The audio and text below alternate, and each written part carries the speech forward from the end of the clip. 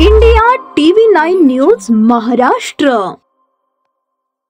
भारतीय जनता पार्टीच्या वर्धापन दिनानिमित्त तसेच महाराष्ट्र भाजपच्या वतीने 1.5 कोटी सदस्यांची नोंदणी पूर्ण केल्याबद्दल मुख्यमंत्री देवेंद्र फडणवीस यांनी रविवारी राज्यभरातील भाजप कार्यकर्त्यांशी ऑनलाईन संवाद साधला। मुख्यमंत्री देवेंद्र फडणवीस यांचे थेट प्रक्षेपणाद्वारे मार्गदर्शन ऐकण्यासाठी आमदार देवेंद्र कोठे यांच्या संपर्क कार्यालयात भाजपच्या विविध पदाधिकारी आणि कार्यकर्त्यांनी गर्दी केली होती। यावेळी मुख्यमंत्री देवेंद्र फडणवीस यांच्या समवेत प्रदेशाध्यक्ष चंद्रशेखर बावनकुळे, प्रदेश कार्याध्यक्ष रवींद्र चव्हाण यांनी भाजप पदाधिकारी आणि कार्यकर्त्यांना संबोधित केले। याप्रसंगी भाजपचे ज्येष्ठ नेते माजी शहराध्यक्ष रामचंद्र जन्नू यांचा वाढदिवस सत्कार करण्यात आला।